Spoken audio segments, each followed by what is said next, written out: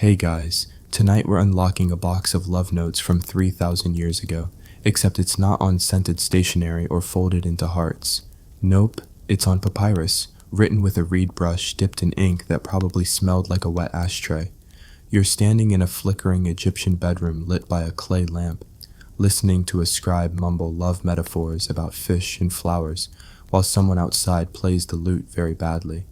You're not sure if it's foreplay or a family gathering, but either way, you're trapped in it. You probably won't survive this.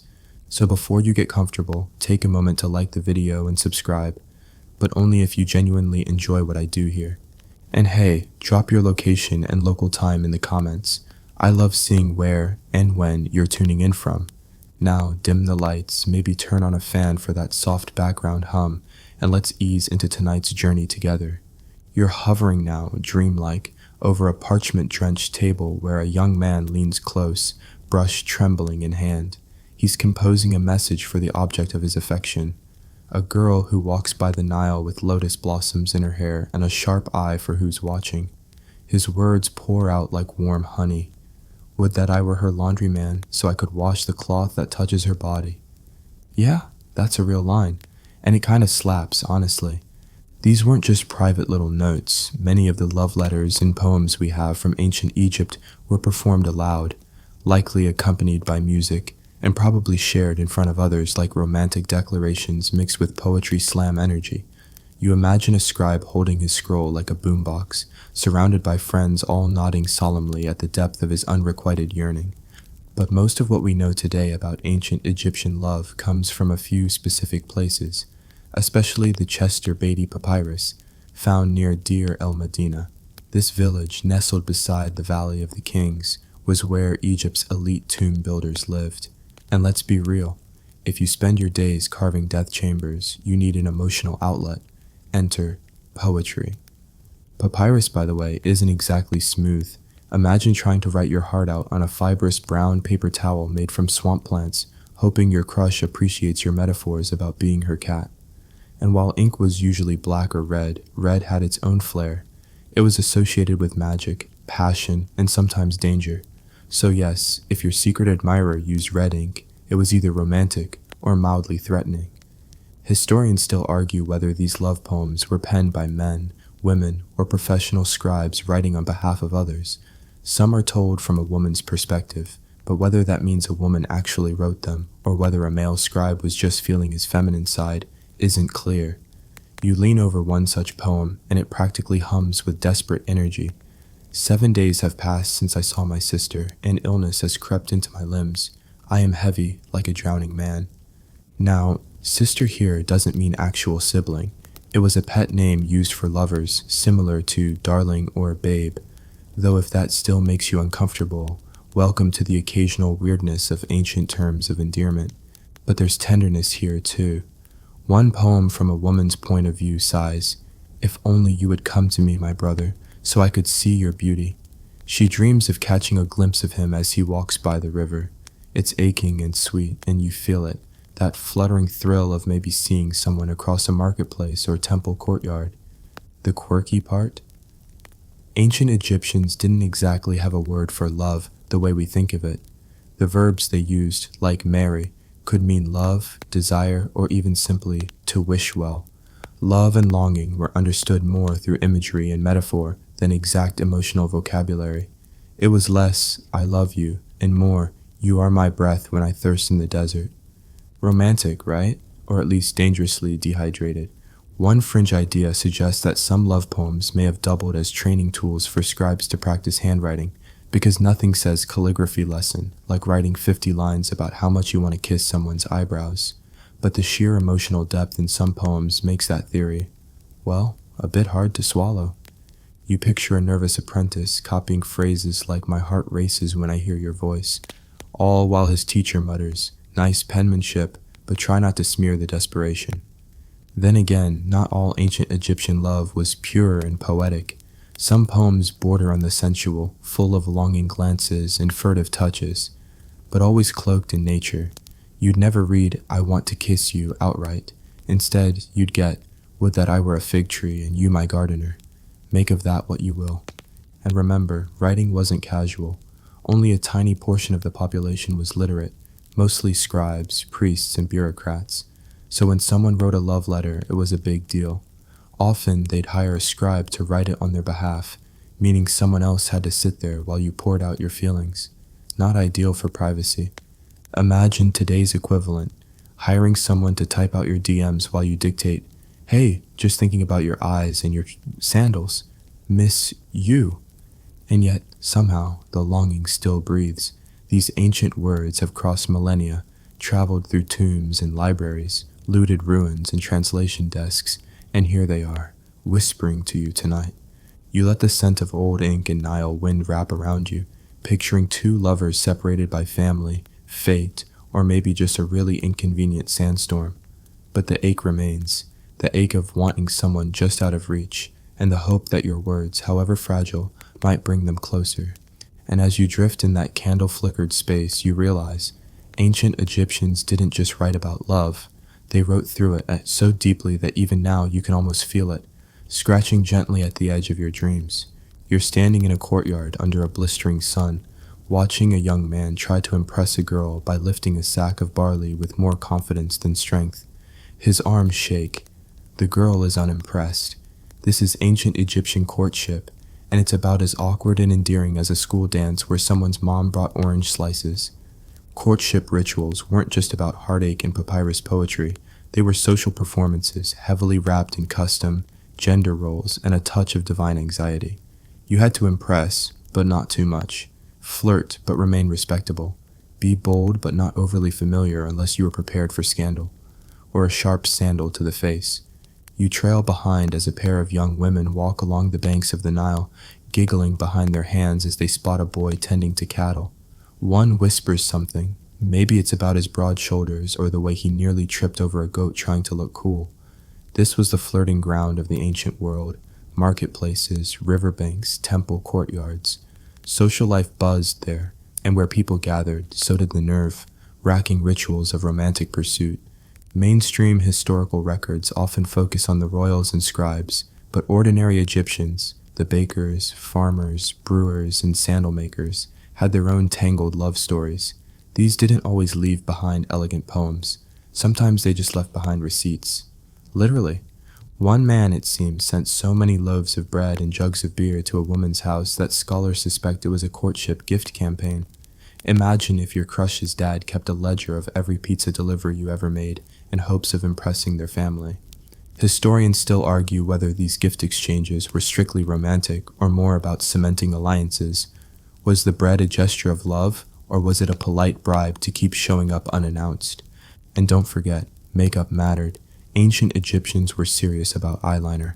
That thick black kohl, not just a fashion statement, it was believed to ward off evil spirits, reduce glare from the sun, and probably signal how much effort you were putting into getting noticed. A heavily lined eye was a bold choice, a bit like showing up to a date in your best athleisure set and a strategically undone button. Perfume was another weapon of attraction. The scent of lotus oil or myrrh wafted through social gatherings, clinging to linen robes like ghostly cologne. One love poem swoons. She comes to me in a garment perfumed with myrrh, and my heart leaps to smell her. You pause, wondering if the poet really meant his heart, or if that's just ancient euphemism doing its best. The quirky part? There were actual instruction texts warning young men not to get too carried away. Do not be greedy for pleasures. One reads, lest your health abandon you. Translation, pace yourself, champ, or you'll end up both heartbroken and with a liver complaint. And speaking of pacing, let's talk about what courtship looked like across social strata. For wealthier families, love often bowed to property and politics. Marriages were arranged, dowries negotiated, and feelings were, well, secondary.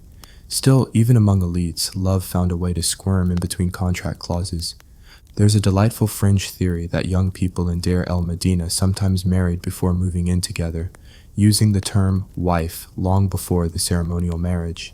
It's like ancient soft launching your relationship on social media. No, she's not officially moved in, but yeah, we're serious. She's met the cats. One particularly striking poem opens with, I was simply passing by her house. And it's never simply anything, is it? The narrator describes the trembling, the bashful retreat, the way his heart flails in his chest like a fish in a jar. It's pure, chaotic teenage love. You can practically hear him muttering, "Play it cool," while knocking over a water jug and pretending it was the wind. And what about rejection? Oh, they felt that too. One poem has a speaker lamenting, "She looks at me as one would at a doorpost." Oof, that's the ancient version of being ghosted so hard you start wondering if you've turned invisible. But rejection didn't always mean retreat. Some lovers tried love spells, we'll get to those in the next section, while others just lingered. Some texts suggest months of silent admirations before a word was spoken, and once spoken, words had weight. A single line could shift everything. One poet carefully pens, "My heart is in her hand, it is not mine," which is beautiful until you realize that losing ownership of your heart in ancient Egypt also meant being spiritually vulnerable. In a culture where the heart was weighed after death to determine your worth, surrendering it in life was no small matter. By now, you've noticed that Egyptian love was metaphor heavy. Gardens, birds, wine, fruit. It's practically a botanical seduction. One girl writes, "I am your field, and you are my gardener." A sweet image until you remember that most gardens back then were fertilized with, natural substances. Suddenly, less romantic. Still, the imagery matters. The Nile Valley was rich with flora, and love poems plucked from its beauty, comparing lovers to pomegranates, date palms, even geese. Apparently geese were both adorable and somehow desirable. You shudder slightly and move on. And while modern dating often hinges on apps and anxiety, ancient Egyptians relied on shared glances, subtle gestures, and the occasional awkward bread gift. Relationships built slowly, across temple festivals and family gatherings, with enough room for both ritual and spontaneity. You imagine yourself walking through a sunlit square where a young couple nervously shares figs under a fig tree, careful not to touch, careful not to stare too long. But their smiles linger, and maybe tonight, one will leave a scrap of papyrus behind with a few carefully chosen words. You wake now in the dim glow of flickering torches, walking softly across temple stones still warm from the day's sun. Tonight, love takes a sharper turn, not through poetry or perfume, but through ritual, amulets, and spells that hum low with ancient longing. You're about to witness what someone does when a mere love letter won't cut it, because sometimes when you're hopelessly in love and your carefully worded metaphors about pomegranates and eyeliner don't work, you turn to magic. Obvious next step, right? Love spells in ancient Egypt weren't just desperate attempts at romance, they were serious business. You stand at the edge of a chamber filled with incense and whispered invocations, watching a lovesick man hand over his offering to a local priest or magician. He wants to make someone fall for him, badly, like, "Burn this hair, lock in my hand," badly. Some spells were gentle, designed to open the heart of the desired one, or soften the feelings between two people. They'd involve charms, recitations, maybe a figurine wrapped in linen. You'd whisper their name, rub some sweet-smelling oil onto the charm, and ask the gods to intervene. Others? Not so gentle. One spell essentially threatens the gods with misfortune unless the target falls madly in love, because nothing says devotion like divine blackmail. Historians still argue whether these spells were widely practiced or reserved for elite or educated individuals, since most magical texts we've found come from temple libraries and professional scribes. But the passion, that was universal. Here's a real example of one. A man writes down the name of the woman he desires on a piece of papyrus, mixes it with natron, a cleansing salt, and buries it beneath her doorway. That way, every time she steps over it, she's unknowingly stepping closer to him. Romantic? Creepy? Probably both. Let's just call it pre-social media stalking. The fringe element, some spells call upon terrifying gods like Bez, the dwarf-like protector deity of households, fertility, and yes, love. He wasn't exactly subtle. Picture a squat, lion-faced being who sticks out his tongue, plays music, and curses your enemies. You'd invoke him to bind someone's affections to you. Nothing says romance like magical bondage. But let's say your affections aren't returned. Now the magic gets weird. Some spells don't just hope the object of your affection notices you, they demand it. There are invocations asking that a person be unable to sleep, eat, or find peace until they find and accept the caster's love. These are the equivalent of texting "you up" to the cosmos. except the cosmos responds with seizures and nightmares until you answer. One preserved spell even describes calling on the night air to carry a whisper to the target's ears while they sleep, ensuring your voice invades their dreams, not unlike subliminal advertising, except with jackals and chants instead of catchy jingles. And naturally, love spells didn't stop at humans. Some were directed at gods themselves, pleased to deities like Hathor, the goddess of love and music, who was believed to inspire desire and joy. Her temples were known for their sensual art and song-filled rituals. If you wanted help seducing your crush, Hathor was your girl. But there's a price. Magic in ancient Egypt wasn't taken lightly.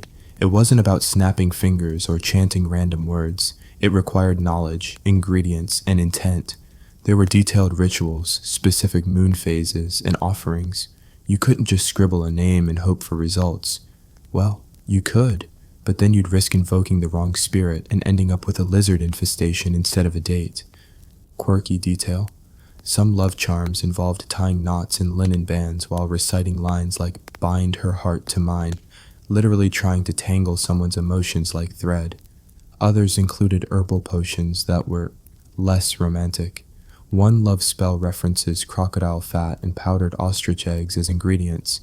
Forget roses and chocolate. This is swamp fat and bird dust. Yum. You follow a woman now, veiled and quiet, stepping into a shrine at dusk. She kneels and lays out a wax figurine, muttering the name of the man she wants to notice her. She's not rich, as she can't read, but she knows the ritual, passed down through whispers. She lights incense. The air curls with sandalwood and dried myrtle. She breathes deeply, hoping the gods are in a generous mood. And sometimes, these spells were meant to separate people. We've found breakup curses too, rituals to sever bonds, dissolve attraction, or remove rivals. It's like unfollowing someone, but with chicken bones and a sharp warning to Sekhmet. Historians puzzle over whether the people who performed these rituals really believed they'd work, or if it was more about the feeling of control. When love is chaotic, when rejection stings, when someone doesn't write back, it's comforting to believe that you can still do something. Magic was, in that way, therapeutic, structured, predictable. You say the words, burn the herb, bury the charm. Unlike the person you're obsessed with, magic never leaves you unread. You notice now that love in Egypt wasn't just an emotion, it was a part of the divine order. The gods loved, fought, betrayed, and reconciled. Their myths were filled with romantic chaos. Isis resurrects her dead husband Osiris and conceives their son. Hathor flirts with mortals. Even the sun god Ra occasionally gets poetic. Love, lust, longing, it's all tangled up with cosmic cycles and spiritual balance. So when people turned to magic for help, they weren't just meddling, they were aligning themselves with cosmic forces. They were stepping into that space between devotion and desperation. And sure, maybe writing someone's name on a pottery shard and tossing it into the Nile sounds extreme, but have you never stayed up late stalking an ex's social media from a fake account? You smile at the thought, the warm night pressing in around you. A candle flickers beside a still bowl of water, reflecting the stars like scattered seeds of hope. You whisper someone's name, just once, and the water doesn't ripple. But still, something inside you feels just a little closer. You're standing in a sun-drenched courtyard again, but this time something's different. Instead of longing glances and scented oils, you're witnessing a far more practical expression of love. The moment when two people, very much aware of the bureaucracy involved, decide to get married. Ancient Egyptian marriage wasn't sealed with kisses under moonlight or elaborate ceremonies involving cake cutting and in-laws pretending to like each other. No. Marriage in Egypt was a contract, a binding, earthly, practical agreement. More, do you bring your own goat? Then, do you take this man? You step into a modest mud brick home, where a woman's father is talking numbers with the suitor. They're discussing dowry, shared property, and expectations. The bride is nearby, pretending not to listen, but you know she's absolutely listening. She just doesn't get a formal say in the paperwork, at least not on the record. And here's your mainstream historical fact. There was no specific word for marriage in ancient Egyptian, no official ceremony either. What made a couple married was the fact that they started living together and ideally had a written contract to sort out what happened if things went south. Very romantic. These contracts weren't just about splitting papyrus scrolls in a breakup. They often protected the wife's financial rights. For instance, many contracts promised a woman a payout, sometimes in silver or goods, if her husband divorced her or died. It's like ancient alimony, only with more linen tunics and fewer court dates. Historians still argue whether these documents were more about protecting women or safeguarding family wealth, but the result was often the same. Both parties had something to fall back on. And in a time when the afterlife was considered a second life, you had to finance, keeping your possessions sorted before death was essential. Quirky fact incoming. Some contracts included hilarious little clauses like, "and he shall not treat her badly." Imagine that in boldface. It's not clear what counted as badly, but you suspect it probably included things like hoarding the beer supply or leaving dead fish out too long. Unlike many ancient cultures, Egyptian women could own property, initiate divorce, and sue for unpaid alimony. That's not a joke. One woman actually sued her ex for not paying her what he owed after divorce, and the judge sided with her. So yes, somewhere in the 12th dynasty, a man was told to pay up or face ancient consequences, probably a strongly worded letter and a goat tax. You walk into another home now, where a marriage has just begun. The furniture's simple. There's a shared bed, likely a wooden frame with a woven mat, a few cooking pots, a jug of beer. Not much, but enough to start a life together. You notice something pinned to the wall, a tiny charm of Hathor, a silent wish for love to grow even in the shadow of legal clauses and financial planning. Interestingly, most people didn't get married in temples or make vows before gods. The divine was involved mostly through hopes and prayers. Very little official blessing was needed. A couple would start cohabitating, and neighbors would nod and say, "Yup, they're married." Kinda like how your one friend moves in with someone after 2 months and just never moves out. Still, marriage was taken seriously. Infidelity could lead to serious consequences, though men often got more leeway than women, because patriarchy never misses a party. But don't be fooled, women weren't powerless. In a society that prized ma'at, balance, and justice, a wife had the right to call her husband out. There are surviving texts of women leaving men for being neglectful or cruel. You sit in a sunlit courtyard and overhear a new bride telling her neighbor that her husband won't even help carry water. The neighbor shrugs and says, "Should have put it in the contract." They both laugh. You get the sense that human relationships haven't changed all that much, and not all marriages were loveless arrangements. There are letters from husbands to wives that glow with affection. One man writes, "You are my only one, the one who fills my house with joy." Another calls his wife his sister, which sounds strange now, but in ancient Egyptian terms, it was a poetic way of saying soulmate. Meanwhile, children were often expected, sometimes immediately, and with them came all the hopes, worries, and nighttime feedings you'd expect. Egyptian parenting manuals haven't survived, but wall art shows mothers nursing infants, fathers holding toddlers, and kids playing in courtyards. They even had toys, pull-along animals, dolls, little spinning tops. You picture the soft chaos of family life, laughter, squabbles, breadcrumbs everywhere. Now here's a detail most history classes skip. Polygamy wasn't technically illegal, but it was rare outside the elite. Most marriages were monogamous, if only because raising one household was hard enough. And anyway, who had time to manage 2 spouses, 3 goats, and a leaky roof? Still, for kings and nobles, having multiple wives or concubines was common. Pharaohs used marriage to seal alliances, sometimes marrying their own sisters, which is less romantic and more strategic, let's say. But for everyday Egyptians, love and partnership were often about survival as much as passion. Sharing labor, raising children, securing family lines. It was the business of building a legacy. And yet, they still found room for romance. You find graffiti in a worker's village where a man has scratched, "I love her more than my own breath." That's the ancient version of texting someone "I miss you" from a job site with no Wi-Fi. As dusk falls, you watch another couple, older now, walking slowly together by the Nile. They've been through poor harvests, childhood losses, long workdays, and hot nights, and still, they're talking, sharing. She laughs at something he says. He pats her shoulder gently. No spells, no poetry, just a partnership, stitched together over time. Maybe that's the quiet magic of Egyptian marriage. not the love spells or the amulets, but the unglamorous commitment to share life day in and day out. You let the warmth of that thought settle over you as the stars blink on overhead, soft and slow. You're walking now through a cluttered scribe's chamber where thin sheets of papyrus are stacked in loose bundles, ink pots sit half-used, and a stylus rests like a sleeping tool on a well-worn pallet. But this isn't just any office. You've stepped into a breakup museum. Yes, tonight we're leafing through the ancient Egyptian equivalent of relationship drama, misunderstandings, and ghosting. Welcome to Heartbreak Dynastic Edition. It might surprise you to know that, just like us, ancient Egyptians experienced romantic fallout and documented it. Their poetry could be swooning and tender, but it could also turn passive-aggressive faster than you can say left on red. Sometimes love doesn't bloom. Sometimes it wilts, gets eaten by goats, and someone still has to clean up the mess. Let's start with the mainstream historical fact. Divorce in ancient Egypt was common, and not shameful. No grand trials, no religious condemnation, no endless legal wrangling. If things didn't work out, one or both parties could walk away, assuming they sorted out property and kids.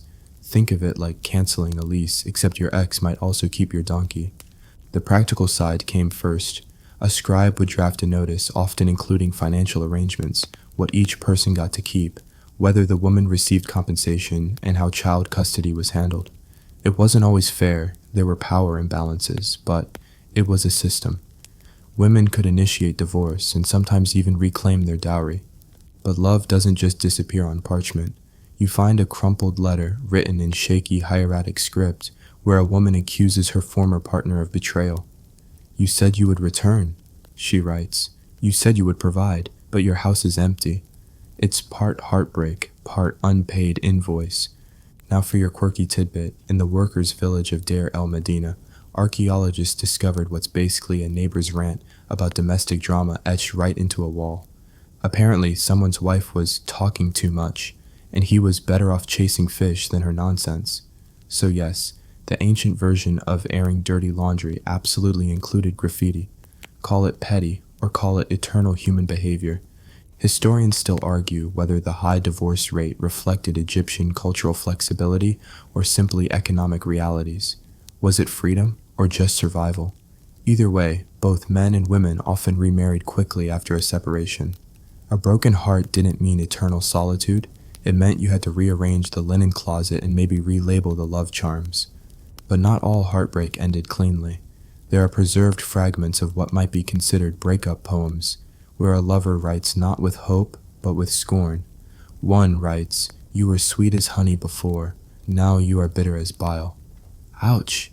Someone definitely needed a nap and a friend to say, "You're better off without them." You wander through another home, empty now, but traces of family life still echo. Dented bowls, a worn doorway, a child's clay toy left under a bench.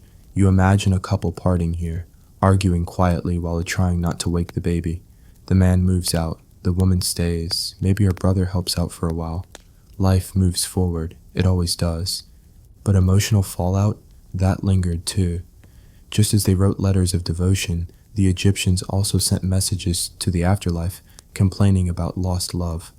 One man petitions the spirit of his dead wife, saying, "You've haunted my dreams and refused me peace. What did I do to deserve this?" A bit dramatic? Sure, but heartbreak is timeless, and so is dreaming about your ex yelling at you from the astral plane. Even magical spells were used post-breakup.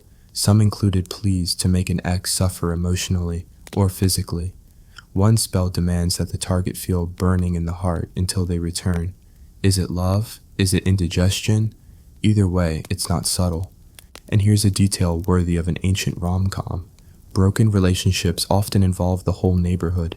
Friends took sides, mothers whispered warnings, and someone definitely said, "I never liked them anyway." In small communities, heartbreak wasn't private, it was a shared spectacle. Gossip was as sacred as religion. Still, for all the disappointment, love didn't lose its shine. Even in heartbreak, you read lines of yearning. "May you be well, even if you do not return," writes one heartbroken scribe. "May your new home be full of bread and beer." That's either generous or passive-aggressive, maybe both. You walk now by a quiet stretch of Nile where someone once sat, perhaps centuries ago, scribbling their pain into wet sand or muttering regrets to the reeds.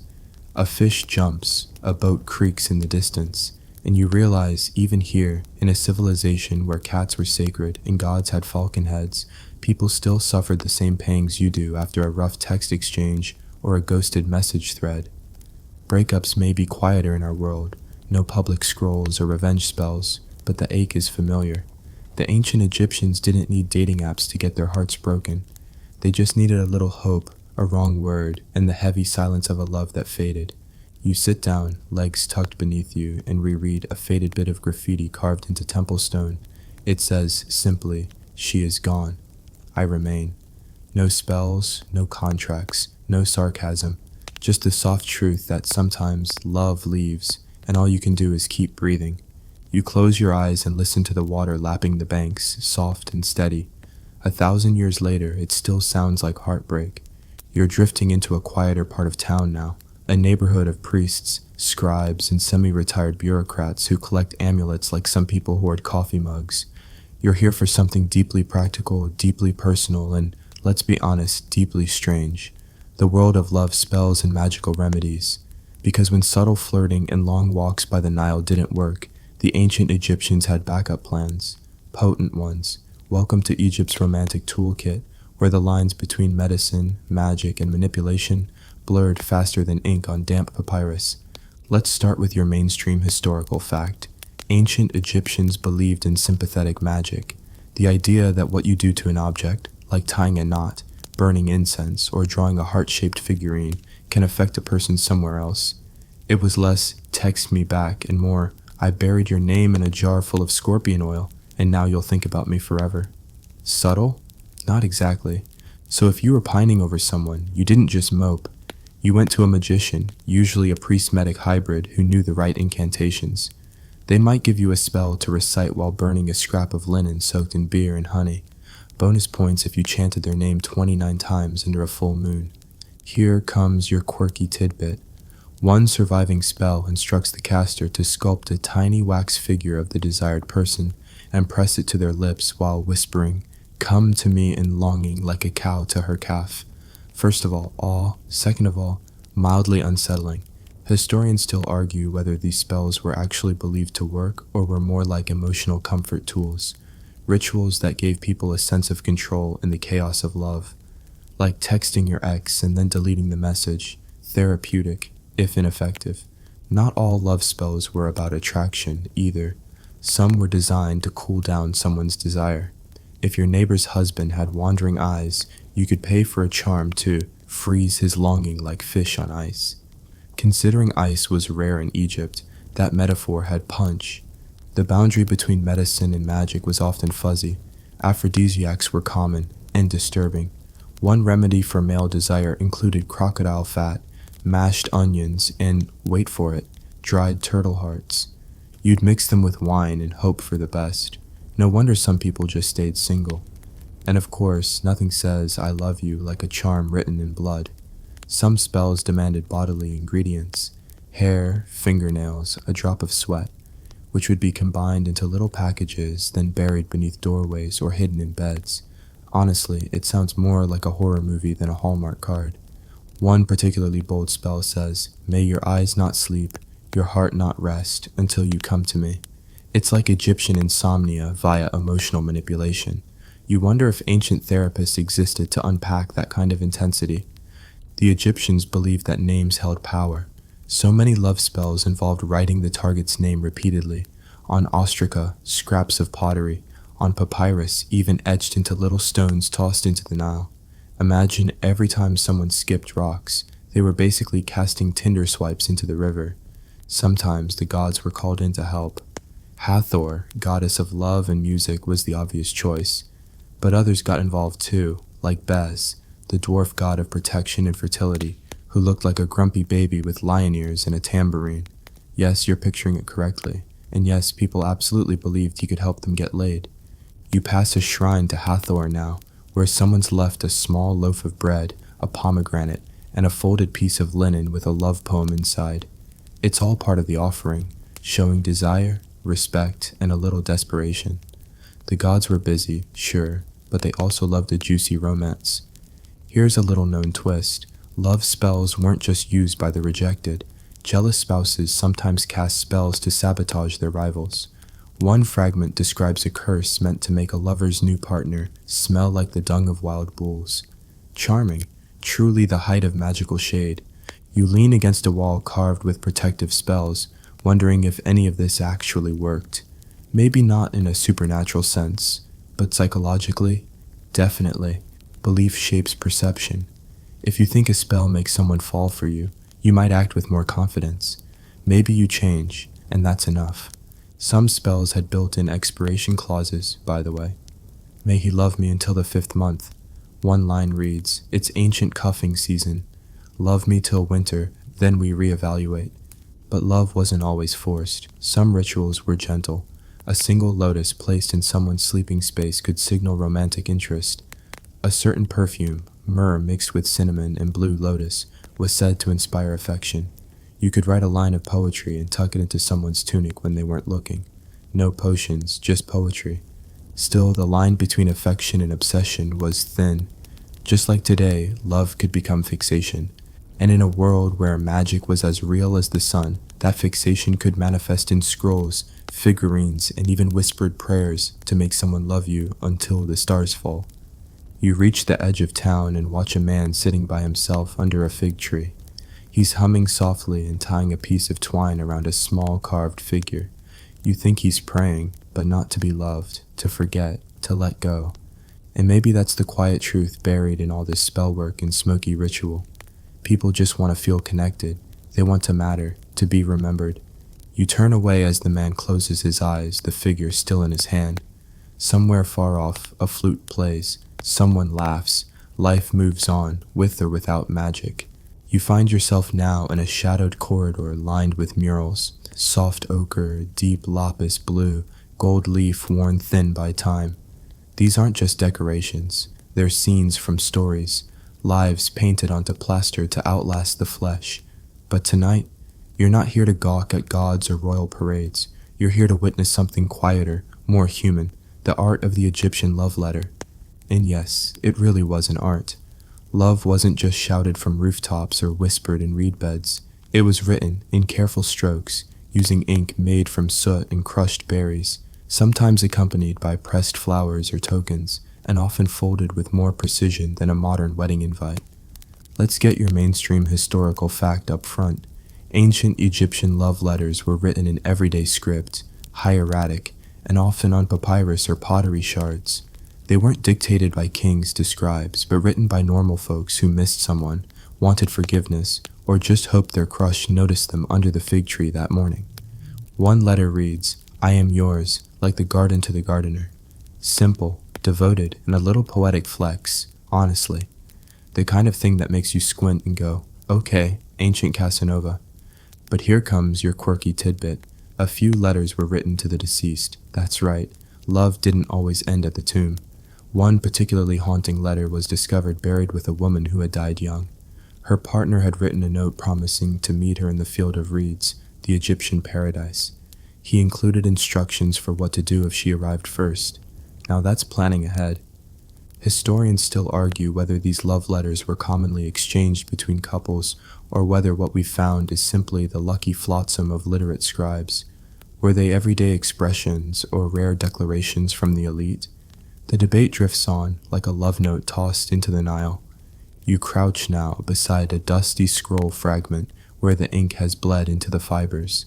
The writer speaks of longing. My body is here, but my heart has crossed the river to where you are. It's a phrase that could fit in a modern text thread, right between wide and thinking of you. Sometimes letters included updates. The granary is full. The goats are healthy. My mother asks about you.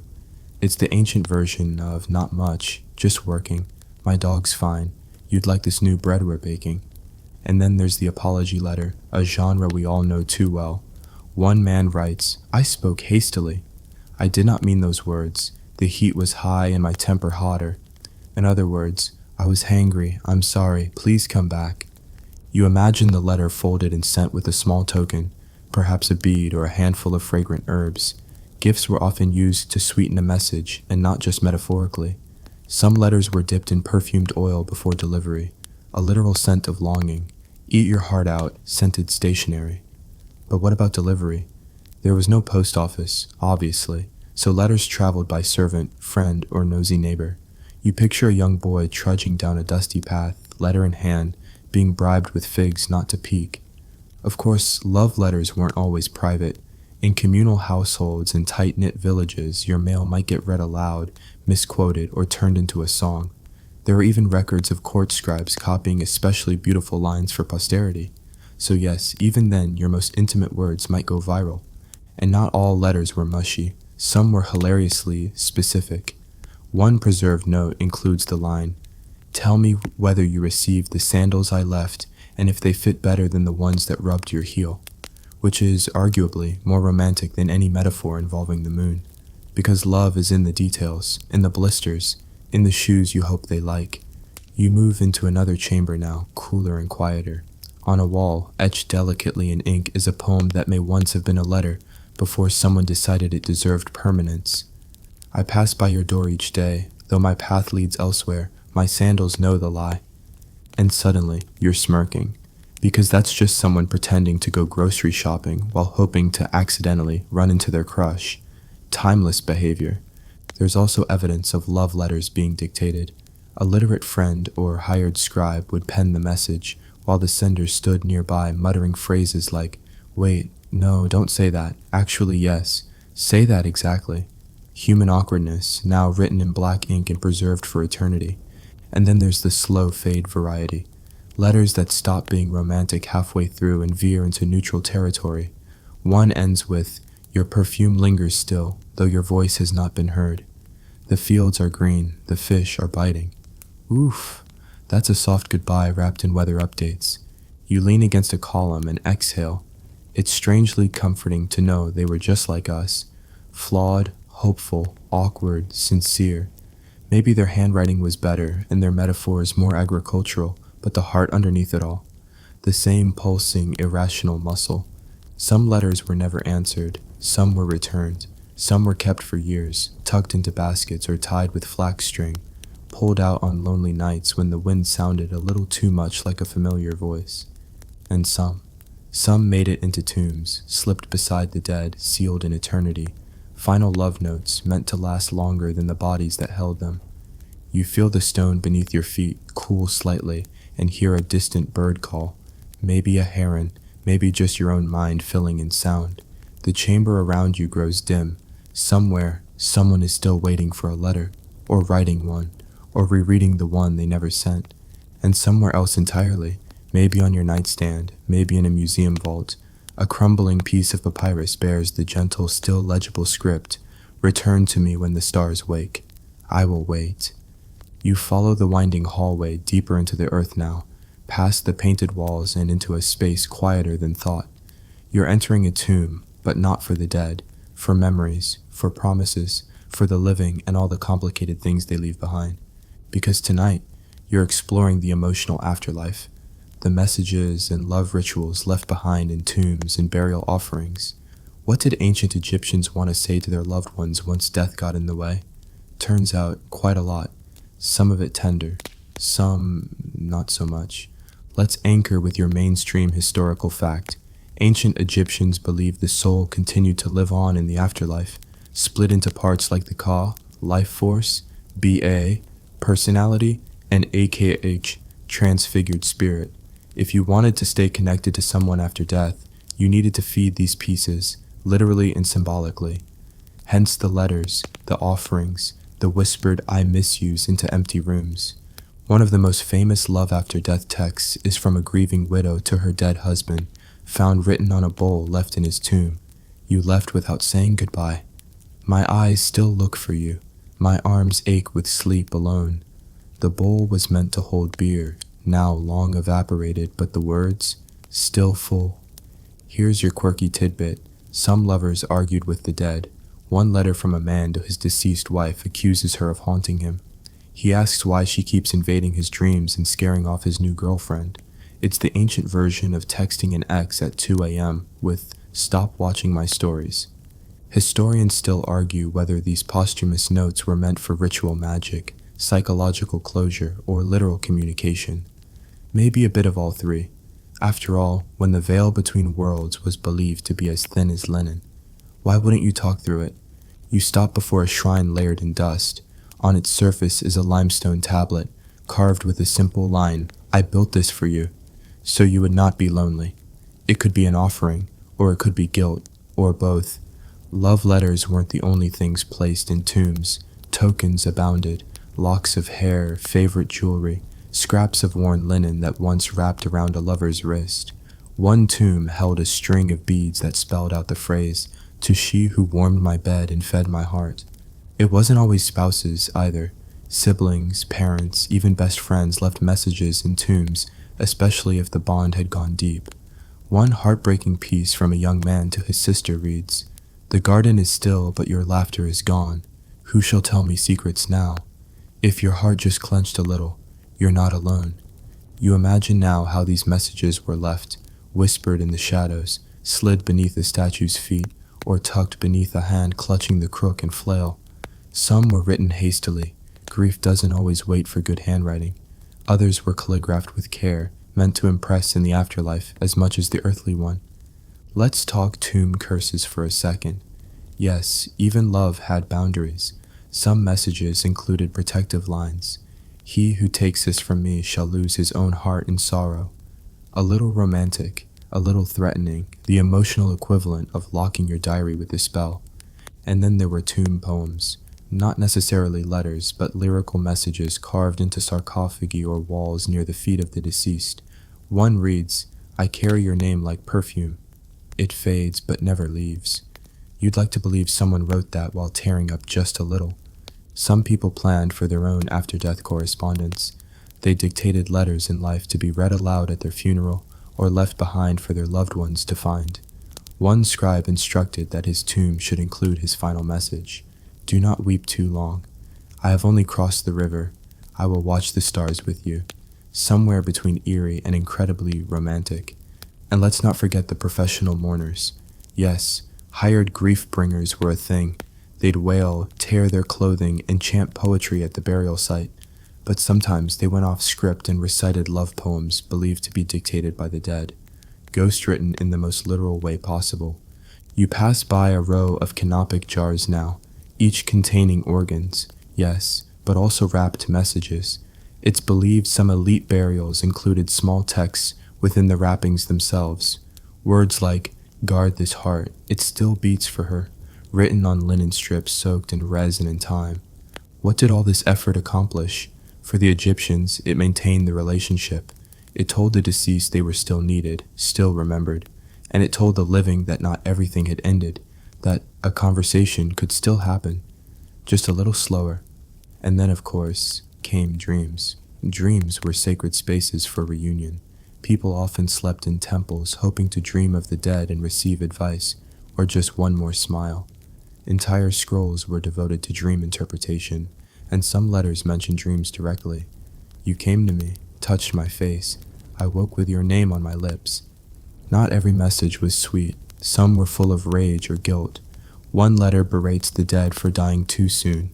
Another accuses a partner of breaking a vow and demands they suffer in the afterlife until the injustice is balanced. Honestly, it's giving ghostly breakup energy, but still, even in the bitterness, there's love. Because to write a letter to someone who will never read it, that's not anger. That's grief shaped into words. That's mourning with ink instead of tears. You sit for a moment beside one tomb, its owner long gone to sand and silence. A faded phrase still clings to the corner.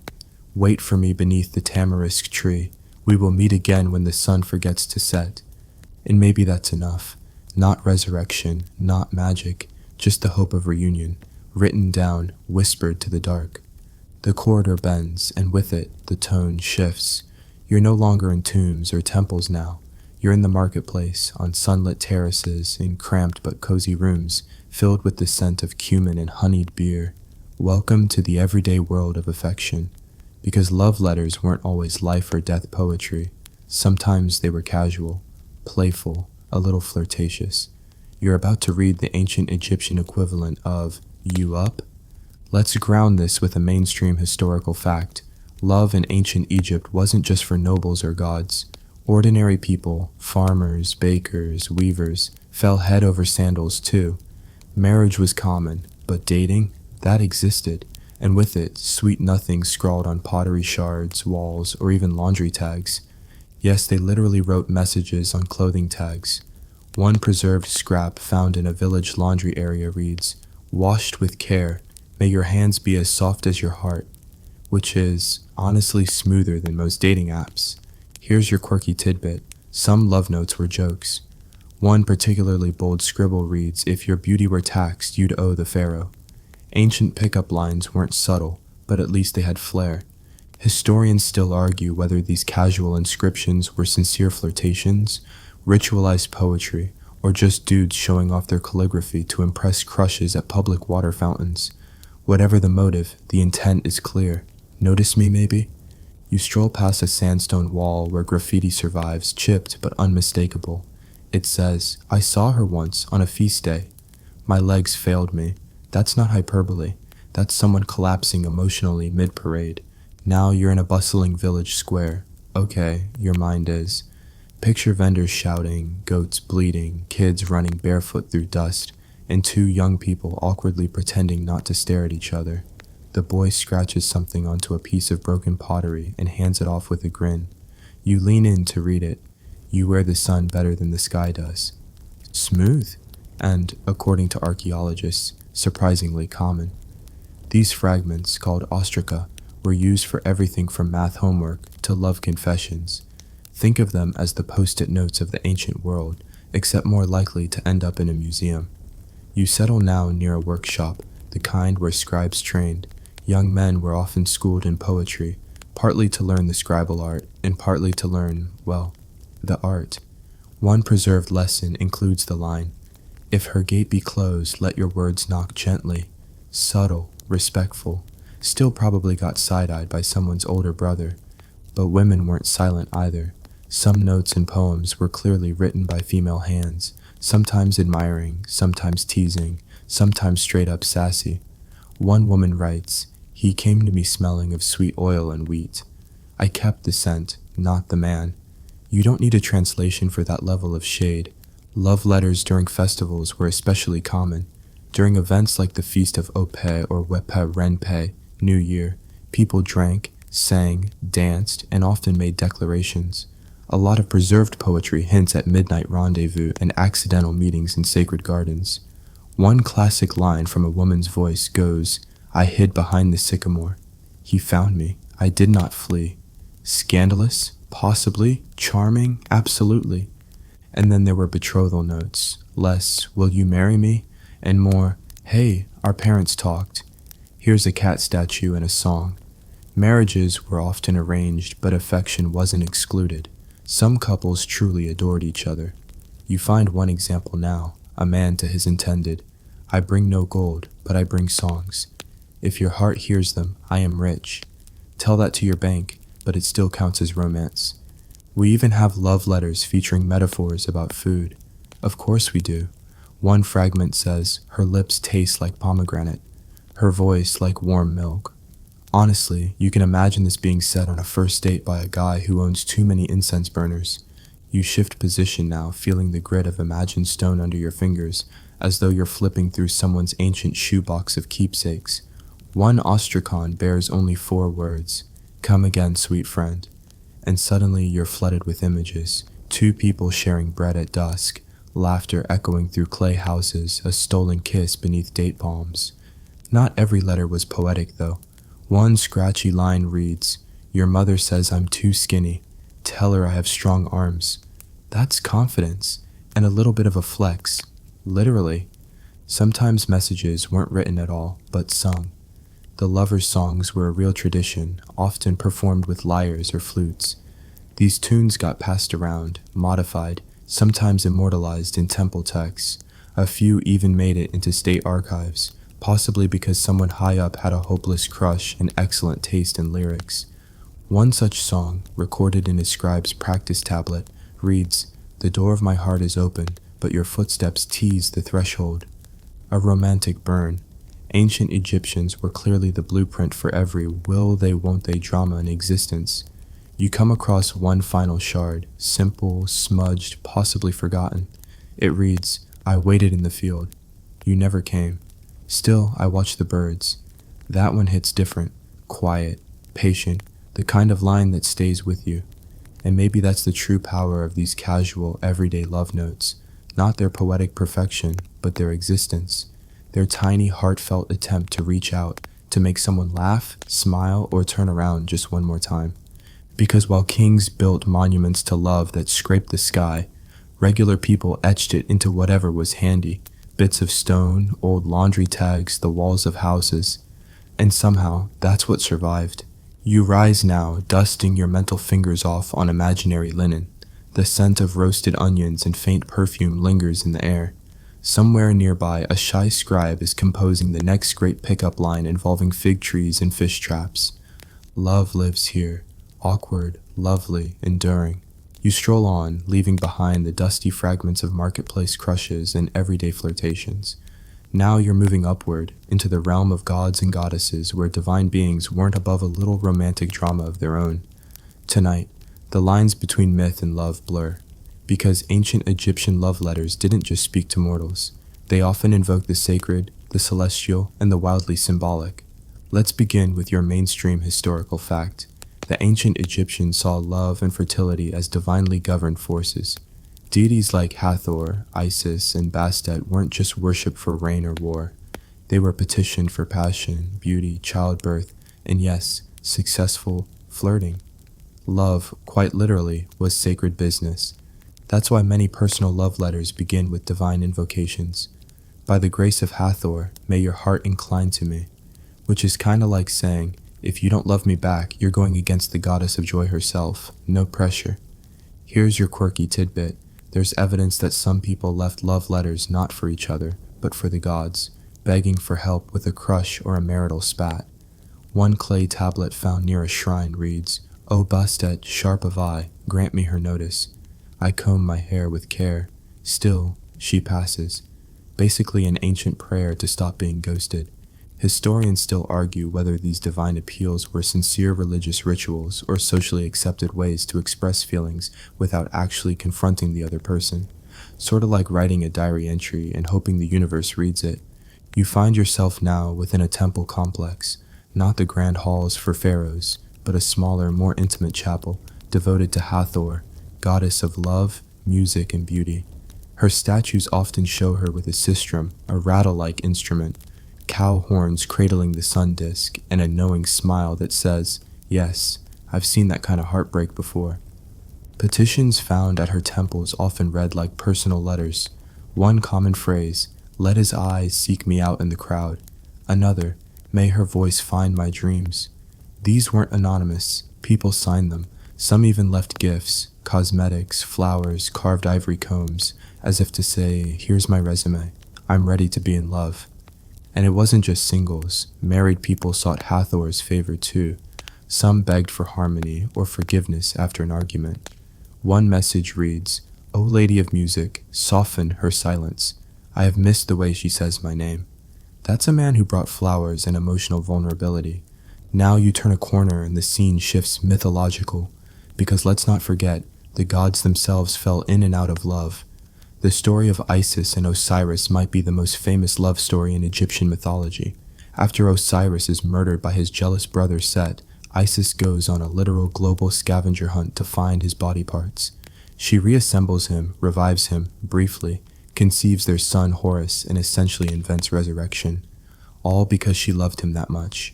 Their tale became symbolic of eternal love, endurance beyond death, and the kind of romantic loyalty that puts even the sappiest rom-coms to shame. Some temple texts even refer to couples as Isis and Osiris, a high compliment meaning deeply bonded through all trials. But the gods weren't always faithful. Hathor herself had flings and fallouts, often teasing or tempting other deities. One playful text from a temple mural reads, "Hathor laughed, and the men forgot to speak."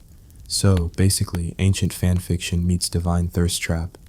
You walk past a frieze showing Thoth, god of wisdom, delivering a scroll to a blushing mortal. The inscription claims the scroll contains the truth of love's origin, though scholars still debate whether this was a poetic metaphor or an actual script for seduction spells. Yes, seduction spells were real. Some surviving papyri contain rituals that read like magical love letters with instructions. Burn frankincense, say this phrase, and visualize the person's face. One spell promises, she will dream of you, wake yearning, seek you without knowing why. Which is honestly just supernatural Tinder. Ancient love letters sometimes quoted myth to make a point. One bold writer tells his lover, "As Hathor left Ra and returned with joy, so shall you return to me." That's next level. Bringing in cosmic parallels to win an argument? Respect. You now stand in a courtyard where couples might have danced under festival lanterns. During celebrations dedicated to Hathor, lovers would exchange gifts and poetry, often in her honor. One song says, "She danced as Hathor dances, with stars in her hair and laughter like flutes in spring." Not bad for a holiday card. Another myth with romantic undertones? The tension between Set and Nephthys, his partner, who's often depicted as sympathetic but distant. Some texts hint she was in love with Osiris, yes, that Osiris, and helped Isis resurrect him, maybe out of guilt or unspoken affection. Ancient mythology, always messier than it looks. But don't think these divine love triangles were just gossip. Regular Egyptians used them as frameworks to understand their own relationships. If gods could mess up, cheat, or forgive each other, so could they. Myth was a mirror. One preserved love note makes this clear. Even the gods know longing. Even the gods fear silence. That line was etched into the base of a small shrine found in a worker's village. Not a palace, not a noble home, just someone reaching out through words, hoping their feelings meant something more than air. You stop now at the edge of a temple pool, its surface still and dark. Offerings float, lotus blossoms, reed mats, and tiny paper boats bearing scribbled wishes. One bears a single word, return. It's unclear who it's meant for, a lover gone, a prayer unanswered, or maybe just love itself, drifting in and out of reach. Whatever the case, the message remains, tucked between gods and humans, myth and memory, the eternal letter waiting to be opened. You leave the temple behind, its scent of incense and echoes of divine longing still clinging to your thoughts. Now, it's time to head into quieter corners, places where love letters weren't shouted or sung, but whispered, tucked away, or even deliberately hidden. Because not every affection was approved. Some love letters in ancient Egypt were secret, forbidden, or even a little scandalous. Here's your mainstream historical fact. Ancient Egyptian society, while impressively advanced, had its taboos. Class boundaries, priesthood vows, and family expectations often made certain relationships risky. And yet, love found its way around rules, like water through stone. In fact, we have love notes and poems that hint at affairs, some innocent, others full of tension. One recovered fragment reads, "We met under the moon, and none saw us but the stars. I would rather be cursed than unknown to you," which is both poetic and dangerously honest. Definitely the kind of thing you'd write only once, then bury in the sand. Your quirky tidbit, some scribes encrypted their love letters. Not in code exactly, but in stylized or messy cursive hieratic that only a trained eye or the recipient could decipher.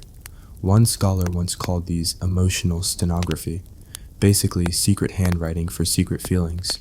Historians still argue whether these scribbled poems were illicit romantic messages or just unusually creative school assignments. Some appear in practice notebooks, while others are etched on scraps of wood that were clearly reused from old furniture or tool handles. Talk about recycling your heartbreak. You drift now through an imagined village under moonlight, a narrow alley, soft wind, the hush of sleeping households. Somewhere nearby, someone is unfolding a note under a woven mat, rereading words they can't risk anyone else seeing.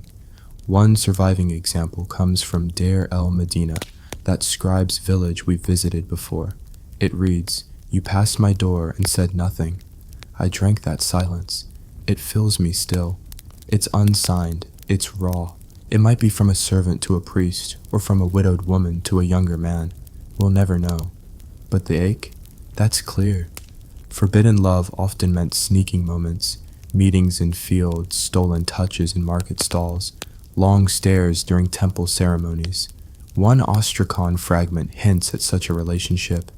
We saw each other among the linen. I touched the edge of your robe. It was enough, just barely. And there's one famous papyrus, now mostly lost except for scattered quotes, that seems to chronicle a long-term secret affair between a scribe and a woman of higher status. His early notes are filled with yearning. You walk with rings and gold, but I see the bare light of you. Later, the tone shifts. Less wonder, more sorrow. I am in the shade. You are in the palace. Still, I call. The final line we have? If the gods knew, they have not struck me yet. That's drama worthy of a Netflix series, Ancient Heartbreak Edition. Then there were the vows. Some love letters were actually part of rituals.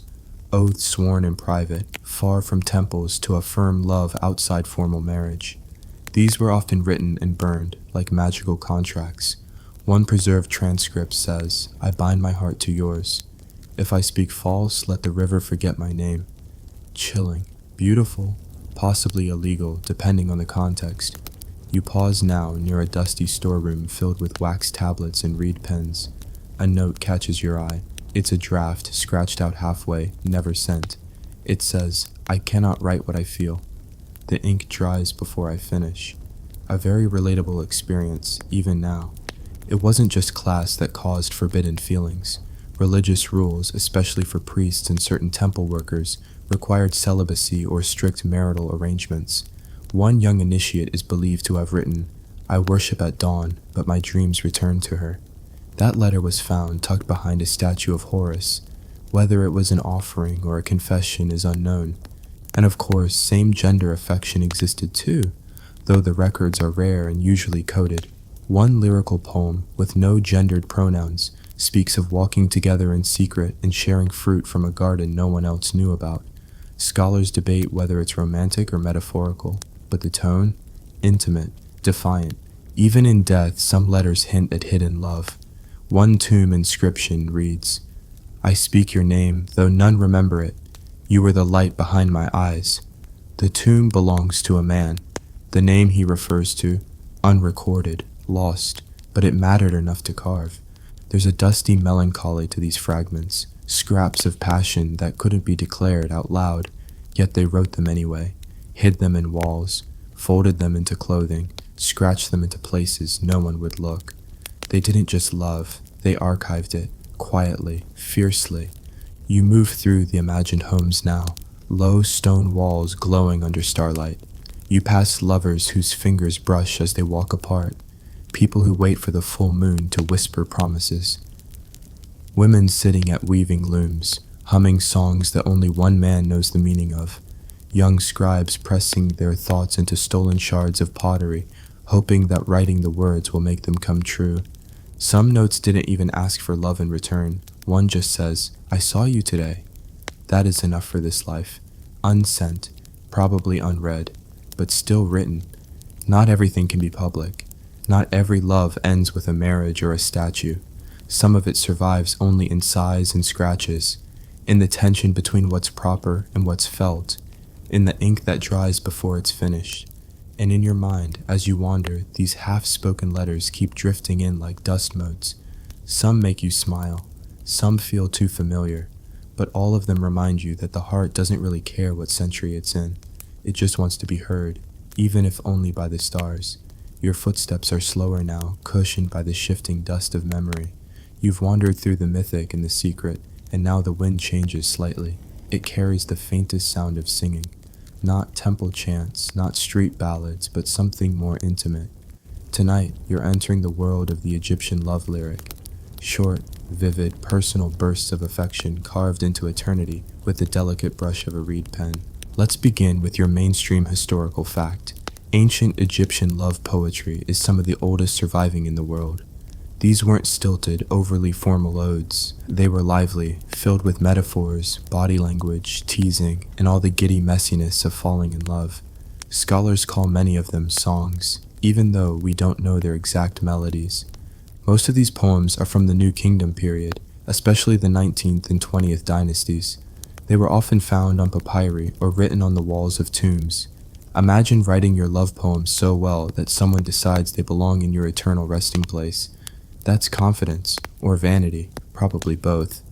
Here's your quirky tidbit. Many Egyptian love lyrics are written from a female perspective, surprisingly frank, emotionally nuanced, and not shy about desire. One cheeky poem has a young woman musing, "I passed him, my tunic slipped. Was it the wind?" Yes, she's blaming the wind. Sure.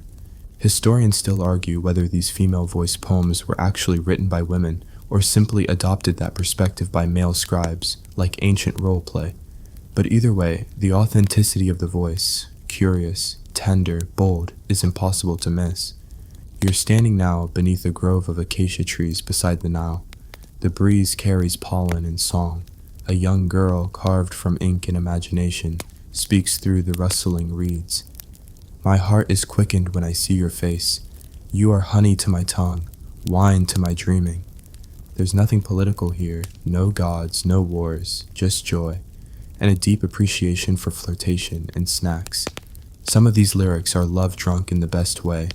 One fragment reads, "He comes to me like the scent of myrrh. I open like the lotus at his voice." Subtle? Number beautiful? Absolutely. And there's something charmingly awkward about others. A personal favorite. "I was washing by the river. He saw me. I dropped my jar. I said it was slippery. He did not believe me." You don't need a degree in Egyptology to know that was definitely staged. Ancient people faked casual encounters too. Some poems are entirely about anticipation. The waiting, the pacing, the build-up. One reads, "If only he would come tonight. If only I could show him the way my heart runs ahead of me." Which is really just another way of texting you up, except with better metaphor. And we can't forget the seasonal poetry. Spring, especially, seemed to trigger an epidemic of poetic longing. One recurring image, the sycamore tree. It represented shelter and rebirth, and lovers frequently met beneath it, or at least dreamed about doing so. One poem sighs, "The sycamore knows. It saw me wait again, as birds mocked my hope." Relatable. And here's a whisper of mystery.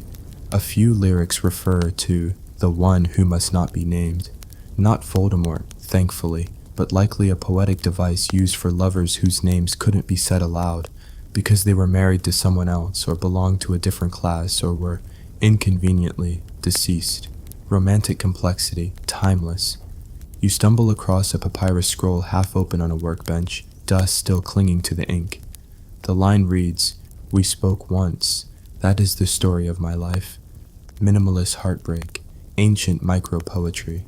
Many of these songs were meant to be performed, perhaps during festivals or in quiet courtyards after dinner, with a lyre strumming lightly in the background. You imagine a boy reciting verses to impress someone, or a girl carving one into pottery for the sheer satisfaction of being clever. Some lyrics read like duets, lines alternate between two voices, a poetic push and pull. In one, the boy speaks, "She is a trap of her own laughter." And she replies, "He is lost. He does not want to be found." Honestly, it's flirting with a PhD. Now you find a poem that's different, written by someone older, looking back. "I loved once when the river rose early. He carried me across. I remember his hands. He forgot my name." Software sad and very, very human. What's striking is how physical many of these lyrics are, full of scent, taste, skin, and space. These weren't lofty ideals, they were felt. A girl compares her crush to fresh bread. A boy says her voice is like figs breaking open. One lyric praises the way her arms make shelter. Even the insecurities made it into verse. One anonymous writer worries, "She laughs at me. Is it my sandals, my dusty knees?" Someone give that poor guy a hug and maybe a foot bath. Then there are the dream songs. These blur reality, dipping into surreal territory. One particularly haunting piece says, "You knocked, I opened, but it was a jackal. Still, I loved it. Still, I waited." What exactly was happening there? Interpretations vary wildly. Some scholars say it's metaphor for betrayal. Others think it's a mythological image. Or maybe it's just dream logic heartbreak. You love even what scares you. As you step away from the scrolls, you hear one final lyric echo in the darkness. Time is a thief, but it cannot steal the way you looked at me beneath the summer moon.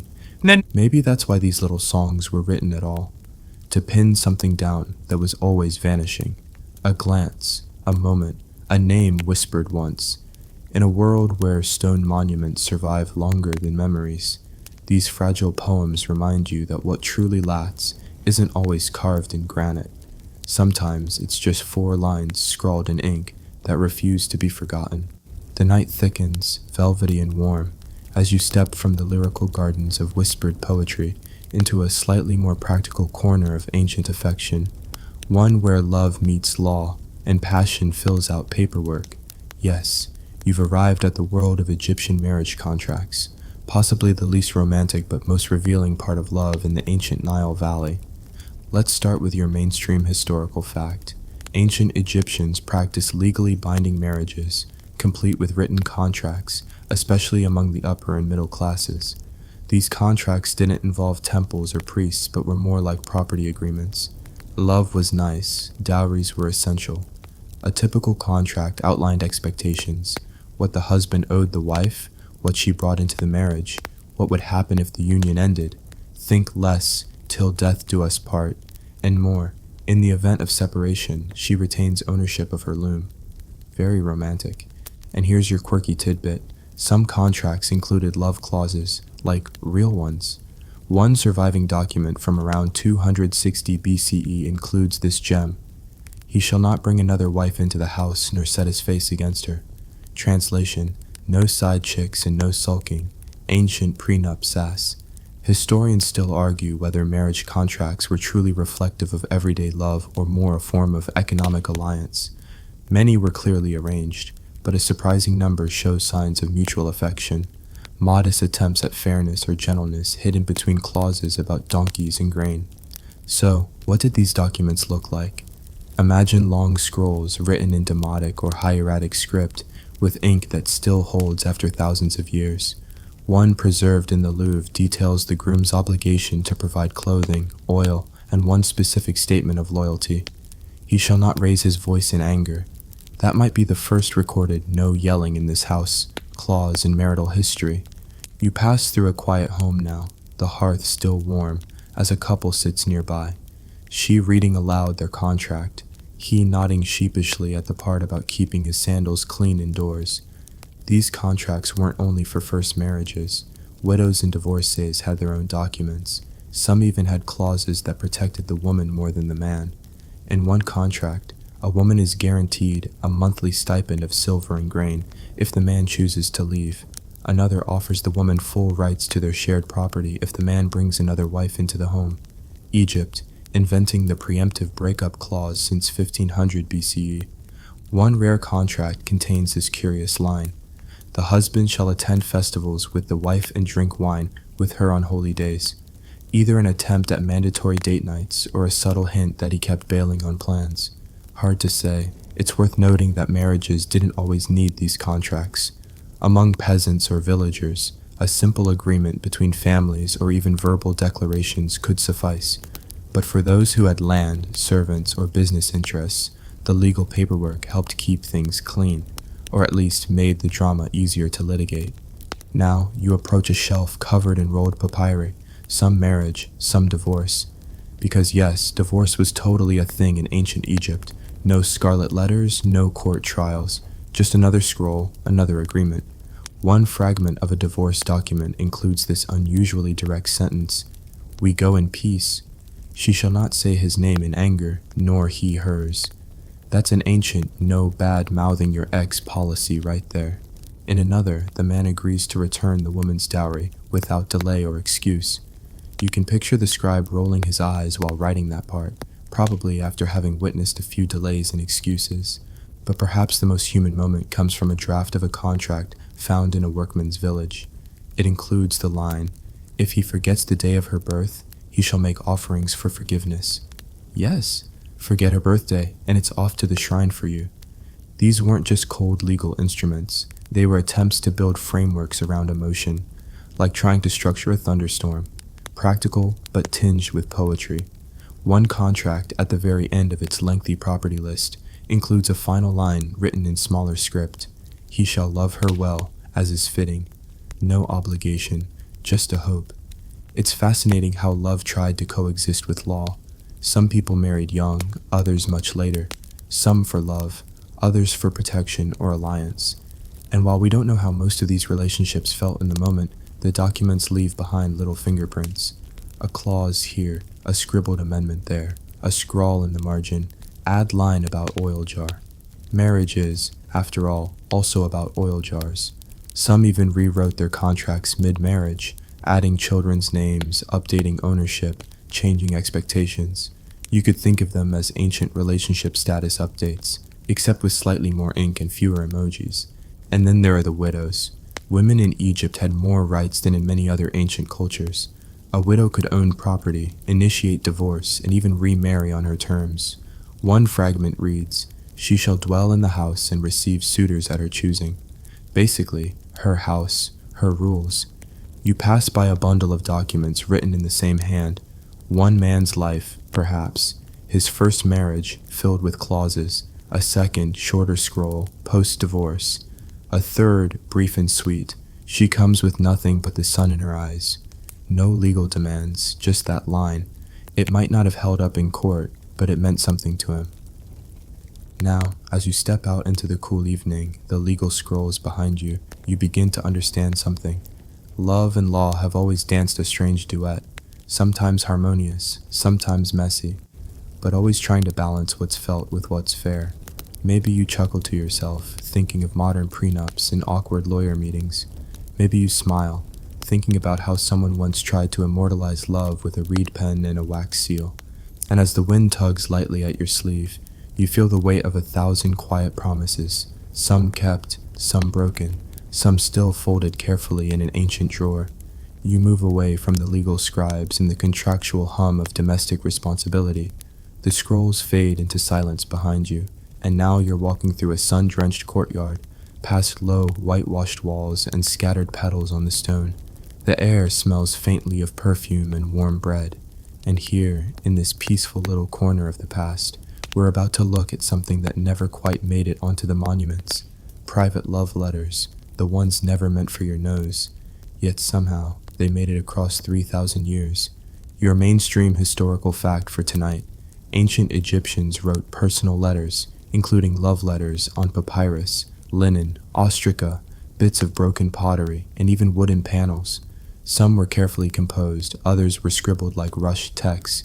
Many survived in tombs, tucked in with the dead, or hidden in refuse heaps, where archaeologists would later find them, accidentally preserved by the dust and dryness. Unlike the love poetry we wandered through earlier, these letters often carry names, direct appeals, and confessions that are a bit more raw. They're awkward, tender, sometimes angry, definitely real. And now your quirky tidbit. One of the most famous ancient love letters isn't addressed to a living person, it's to a dead spouse. An actual letter, written by a grieving husband to his wife's spirit, asking her why she haunts his dreams and whether she's still angry at him.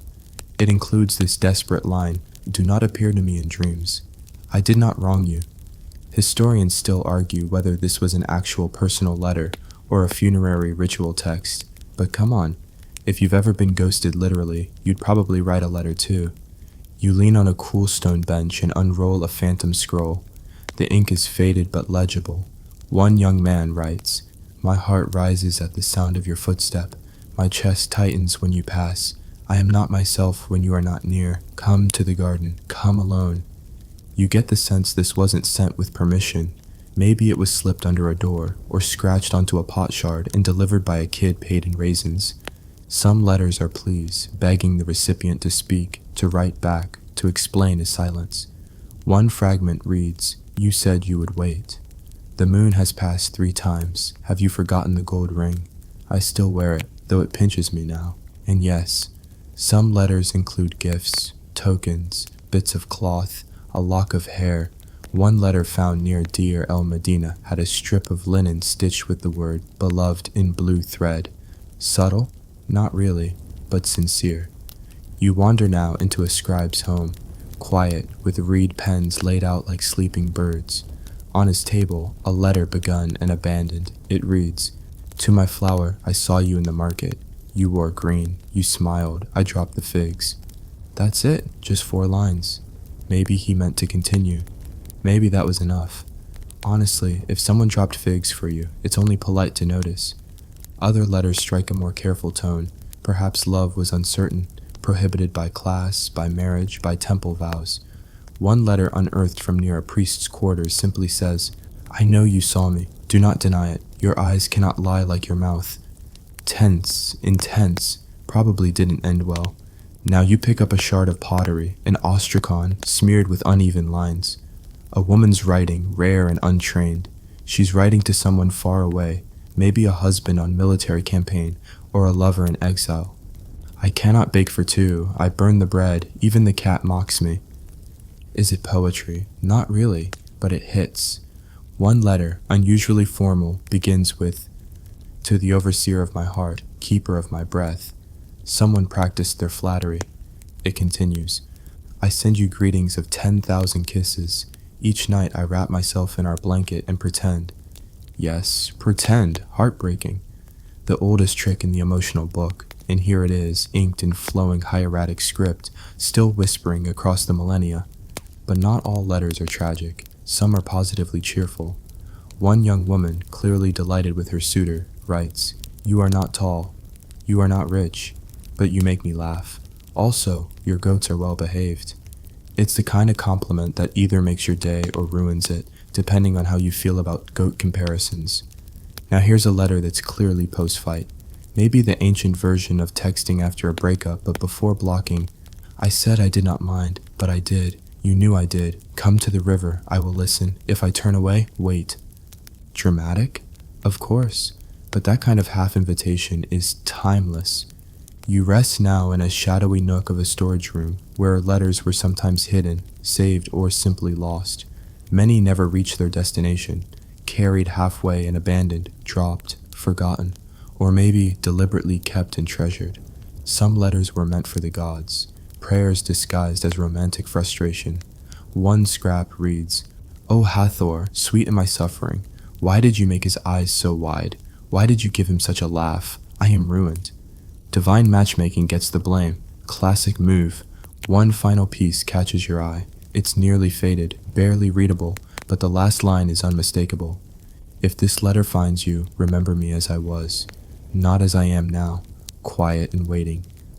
There's something deeply modern in that plea, that wish to be remembered at your best, not your most patient or your most lonely. You fold the letter gently and return it to its shelf, untouched by centuries of dust. These private words, never meant for history's spotlight, reveal more than any king's decree or temple carving. They're clumsy, courageous, sometimes embarrassing, always heartfelt, and they remind you, ancient hearts beat with the same uneven rhythms as ours. They whispered into the dark, and they hoped, foolishly and beautifully, to be heard. You leave the dusty intimacy of private letters behind, stepping quietly through a narrow corridor where soft torchlight flickers on mud brick walls. A hush hangs in the air, as if every room you pass holds secrets too heavy for daylight. Now, we move into the strange space between life and death, where love lingers on the threshold. You're about to explore the romantic messages buried with the dead. Here's your mainstream historical fact. In ancient Egypt, it was common practice to include letters, prayers, or offerings in tombs, not just for the gods, but sometimes written directly to the deceased. These could be messages from spouses, children, or friends, meant to comfort, honor, or even, rather awkwardly, settle unfinished arguments. This brings us to your quirky tidbit. One letter, discovered in a tomb at Deir el-Medina, comes from a widower to his deceased wife. Instead of mourning, it's more like a strongly worded complaint. He accuses her of haunting him, ruining his sleep, and making his new marriage a nightmare. The kicker? He still refers to her lovingly, calling her sweet of voice. Ghosts, it turns out, can still get under your skin. Historians still argue whether these tomb letters were ritualistic, symbolic, or genuinely personal expressions. Maybe all three, but the tone, the vulnerability, and the weird specificity suggest real feelings.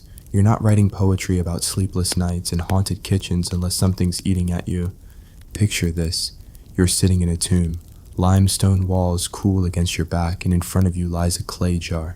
Inside, tightly rolled, is a letter, not to the living, but to a soul beyond. It begins, "To my beloved, who walks with Osiris now, the garden withers since you left. I speak to you each dawn. You do not answer." There's pain in the ink. You can feel it. The grief's still raw. Sometimes these letters include updates, mundane, even cheerful ones. One wife writes to her late husband about the harvest, the children, the new cow. The new cow is stubborn, like you. A smile in sorrow, a shared joke extended into eternity. You walk along a row of tombs and peer into another. This one is grander, pillars, carvings, painted ceilings. Near the wall, a small tablet rests on a ledge. It reads, "I gave your sandals to your brother. He needed them. Do not be angry. Come visit me in dreams if you are well." It's so honest you almost laugh. "Don't haunt me over sandals" is such an ancient Egyptian concern. But these messages weren't just about grieving. Some were acts of love so strong they refused to end with death.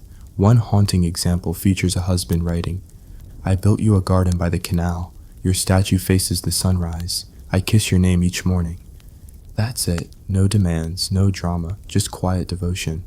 You pass into another chamber, dimly lit, the air still as paper.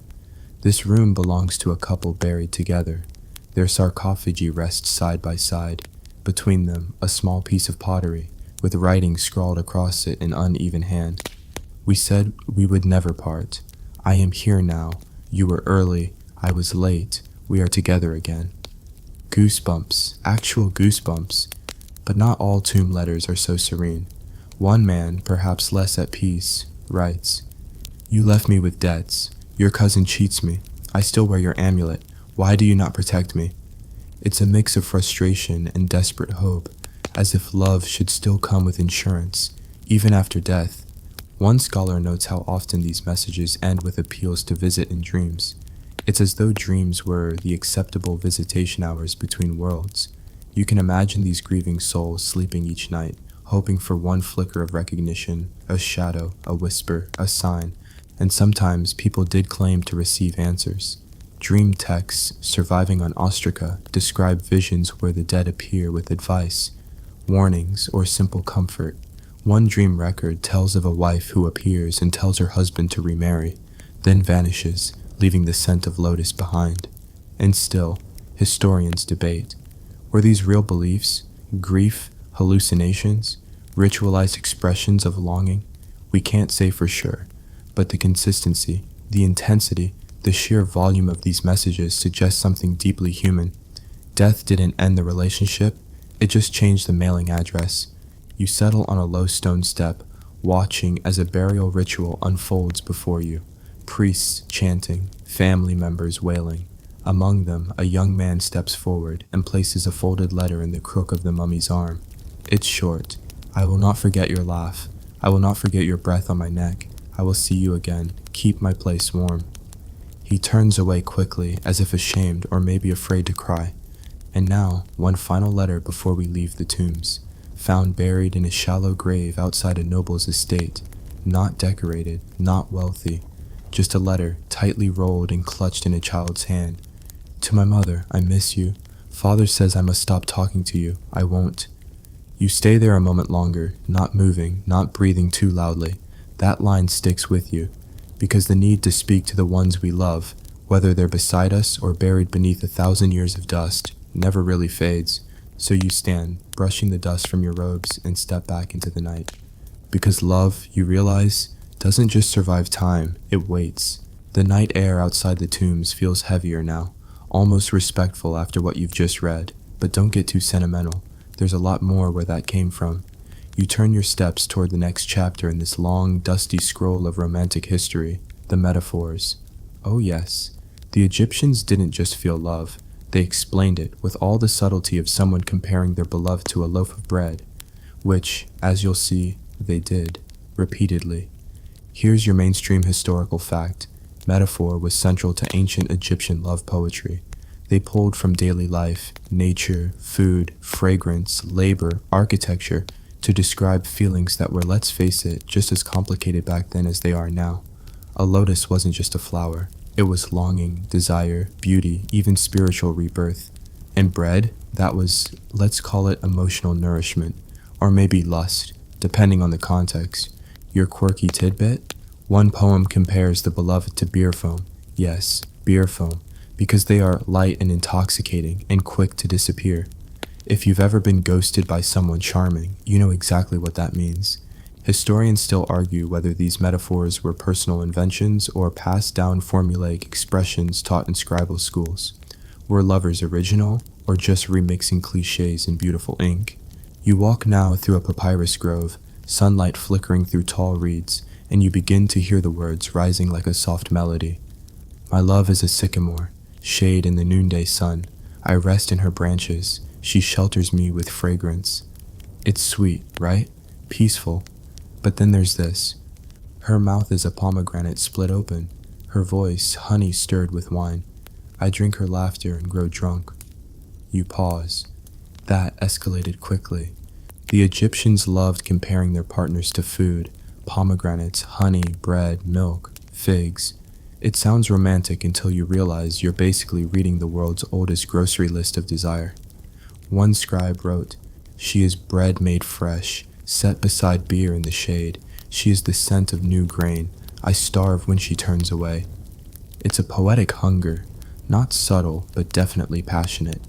Then you stumble on another fragment. He is a strong wall, built high with sun-dried brick. No one may climb him, but I have the key.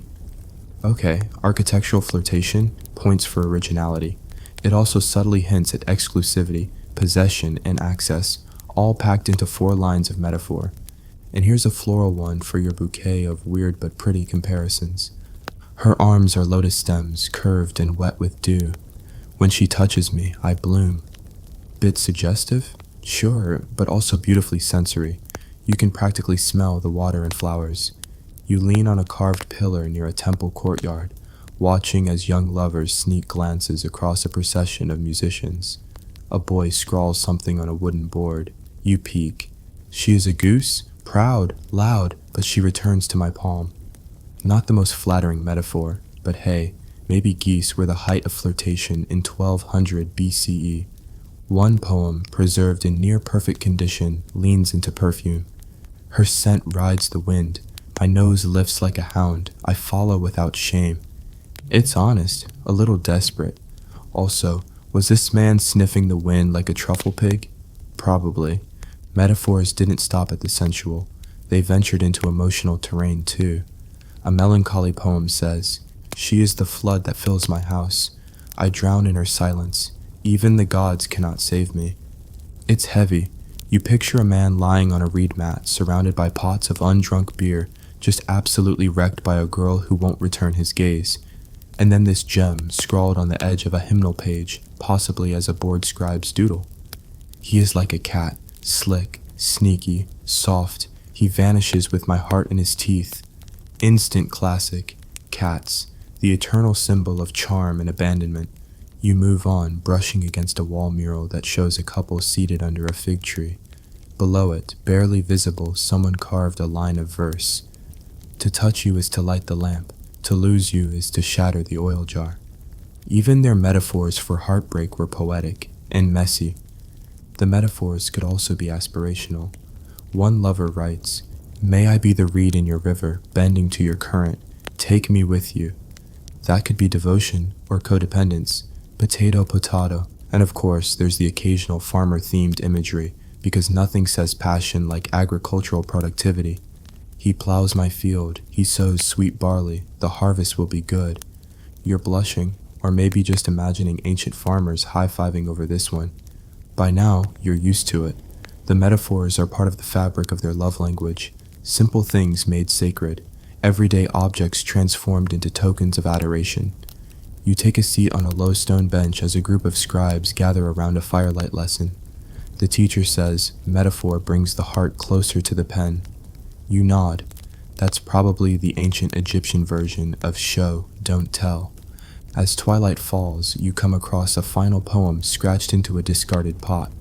She is the storm that breaks my boat, and I, the fool, keep building sails. You linger on that line, something about the futility, the devotion, the quiet ache. Love as weather, love as labor, love as metaphor stacked on metaphor until your heart can't tell if it's sinking or flying. Because in ancient Egypt, just like now, sometimes saying I love you wasn't enough, so they compared it to fruit, to walls, to wind, to rivers, to bread, and somewhere in those symbols they found a way to say what they really meant. You step away from the poetic metaphors and the sweet sour flavors of love to a place where the lines between affection and duty blur.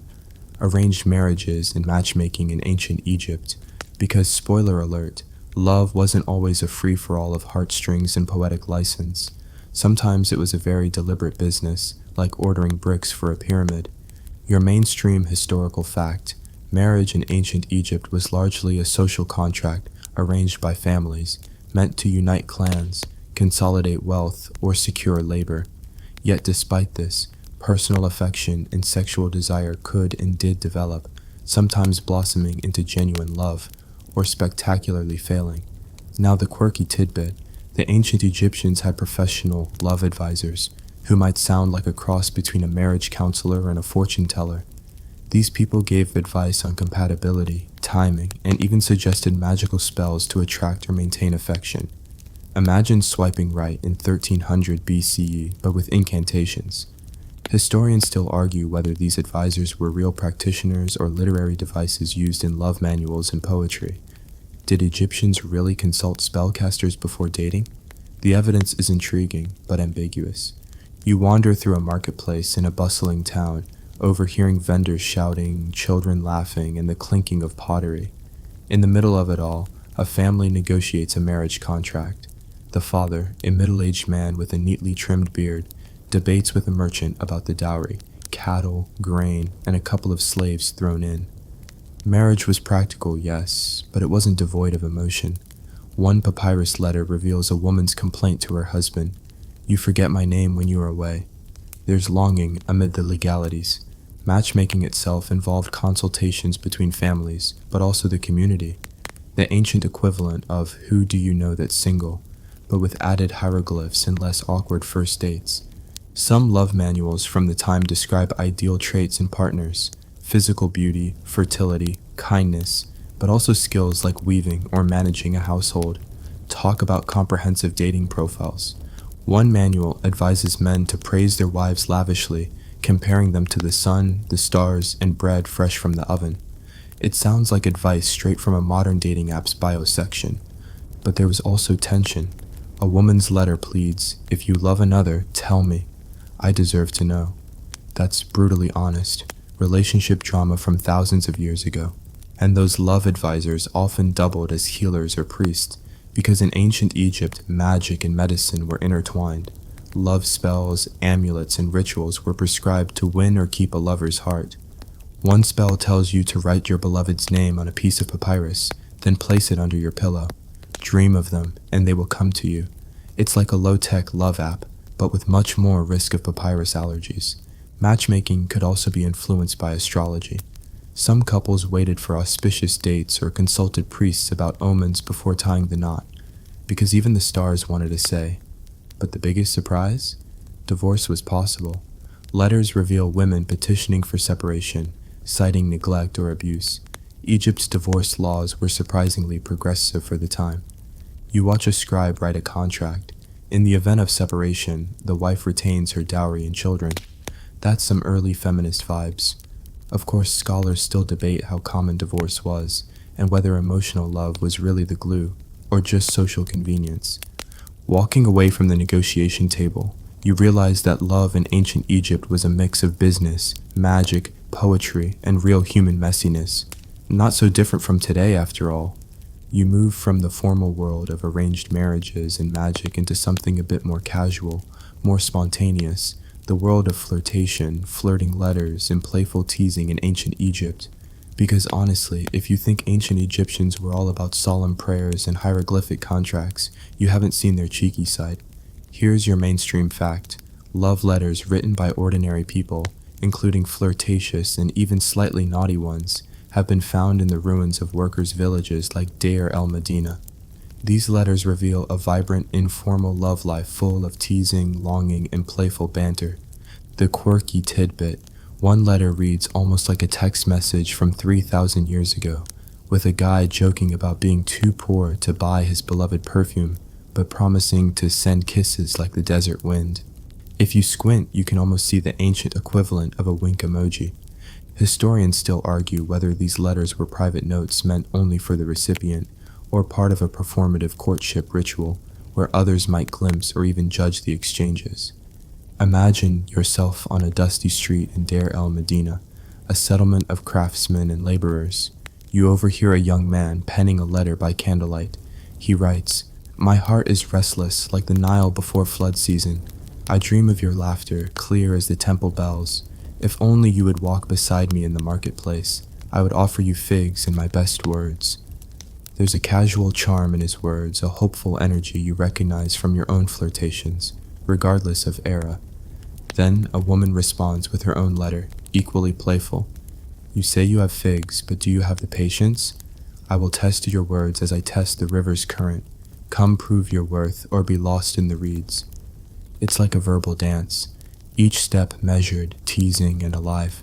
Playful teasing was a key part of Egyptian flirtation. Lovers would call each other nicknames, sometimes funny or exaggerated. One man calls his sweetheart "my little wild goose," which may sound odd, but in their culture, geese were symbols of vitality and stubborn affection. Flirtation wasn't limited to words either. Pet names, subtle gestures, and gift exchanges were common, echoing through time with a human universality that's comforting to feel. One letter suggests sending a small charm made of carnelian stone as a token of affection, like a little "thinking of you" gift that says, "I'm serious but fun."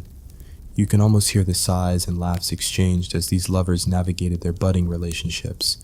Then, you come across a letter that's surprisingly bold. "If I were a cat, would you be my sunbeam? I would chase you all day and curl beside you all night. Do not leave me to wander the rooftops alone." Cute and slightly weird, yes, but also touching. The feline metaphor resurfaces again. Cats clearly had a strong hold on Egyptian romance. This informal exchange hints at a side of Egyptian love rarely spotlighted, the everyday human interactions filled with humor, doubt, hope, and that sometimes clumsy universal attempt to win affection. One scholar points out how these letters challenge the stereotype of ancient Egyptians as rigid or overly formal. Instead, they reveal a social fabric where humor and flirtation were valued and practiced. You sit down on a low wall by the Nile, letting the water's soft lap fill the silence after all this ancient gossip.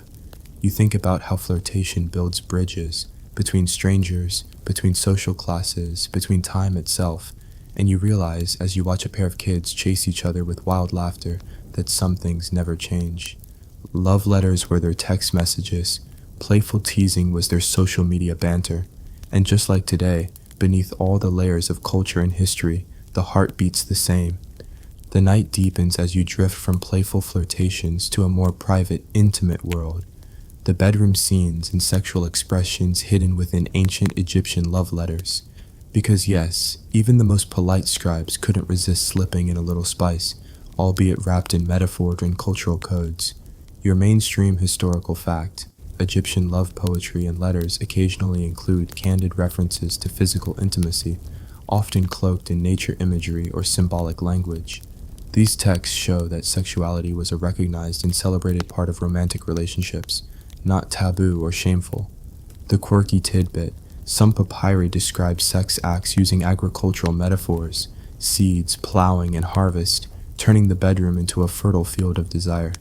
You might be chuckling, but it's also oddly poetic, like a very ancient, very earthy version of a pickup line.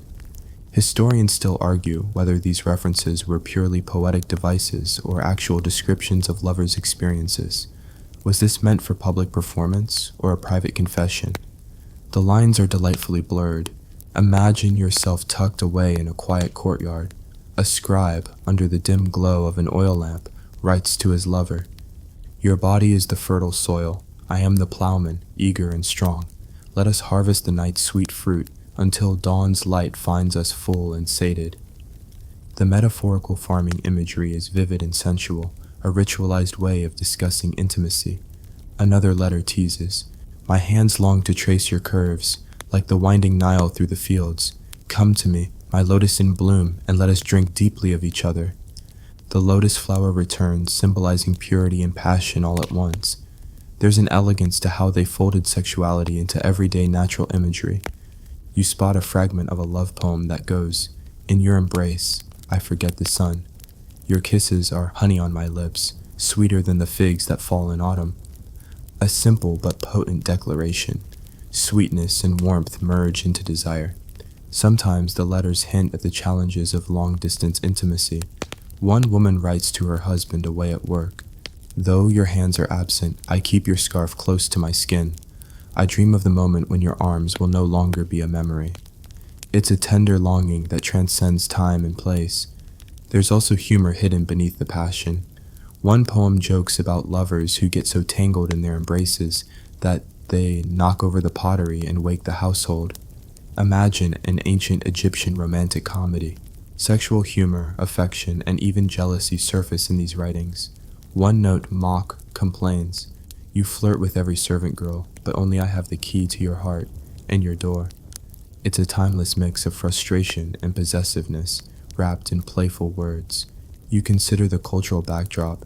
Egyptian society was deeply religious, with complex rituals and beliefs about purity in the afterlife. Yet sexuality was not suppressed, but integrated into their worldview. It was sacred, playful, and essential. One scholar suggests that these love poems were sometimes performed at festivals or private gatherings, blurring the line between art and life, public and private. As you lean back against a sandstone wall, the scent of jasmine and burning incense fills the air. You hear the faint murmur of a distant flute, like the soundtrack to a lover's midnight rendezvous. These intimate letters remind you that no matter the century or culture, love includes desire, laughter, and sometimes a little mess. Because the ancients knew what we know. Love isn't just about grand gestures, it's about closeness, touch, and the sweet chaos of being human together. The final stretch of your journey tonight takes you into the legacy of ancient Egyptian love letters, their influence, survival, and how they whisper to us across millennia. Because the past never truly dies, it breathes in the words left behind, in stories waiting to be uncovered and felt. Your mainstream historical fact, many of the love letters and poems we know come from sites like Deir el-Medina, where artisans and scribes left an intimate record of daily life, love and longing, preserved by the desert's dry climate and discovered by modern archaeology. The quirky tidbit, some of these letters were written on ostraca, broken pottery shards recycled as cheap notepads, showing the resourcefulness of lovers who used whatever was at hand to scribble their feelings. Picture texting on a potato chip. Historians still argue about how representative these letters are of wider Egyptian society. Were they common across all classes, or mostly the domain of literate workers and scribes? The truth might lie somewhere in between. You trace your fingers across a fragment of papyrus in a quiet museum, the faded ink still telling tales of a passionate woman writing to her beloved. "Though the years may turn, my heart remains bound to you like the river to its banks. I send my voice on the wind, hoping it finds you beneath the stars." It's a fragile thread connecting past and present, a voice from a world long gone but still speaking. Love letters shaped more than just personal relationships. They influenced Egyptian literature, poetry, and even later cultures who glimpsed Egypt as a land of mystery and romance. The poetic metaphors, lotus blossoms, the Nile's currents, honeyed kisses, echo through centuries of art and writing. They remind us that love is a universal language. Some scholars argue that the preservation of these letters was accidental, thrown away, discarded, lost, but their survival is a gift, a time capsule of human emotion. You picture the scribes and lovers themselves, ordinary people with hopes and fears, writing by candlelight and pouring their hearts onto papyrus that would outlast empires. And you realize how fortunate you are, holding this story in your mind, letting it wash over you like a gentle tide. Ancient Egyptian love letters aren't just dusty artifacts. They're proof that love, with all its beauty and messiness, is timeless. Now, as your eyelids grow heavy, you feel the comforting weight of connection across the ages. From whispered secrets in moonlit courtyards to poems etched in stone, love endures. You close your eyes, the soft sounds of the Nile in your ears, and the memory of a distant lover's words warming your heart. It's time to rest, wrapped in the gentle embrace of history and humanity. The stories, the voices, the ancient words, they all fade slowly now, like the last stars disappearing before dawn. Your breath evens out and a soft smile plays on your lips. There is comfort here in knowing that across thousands of years, people have loved and lost, hoped and dreamed just like you. The sun will rise again, but for now, the world is still. You feel the pulse of history humming beneath your skin, a gentle reminder that life is a vast river, carrying us forward with every heartbeat. Your mind drifts along with it, lighter, calmer. The love letters you heard tonight were more than words. They were echoes of human hearts reaching out, fragile and fierce. Now, dim the lights, maybe turn on a fan for that soft background hum, and let the peace of this ancient night carry you into dreams. You are not alone. Somewhere, long ago, a poet smiled as she wrote your story into the stars. Sweet dreams.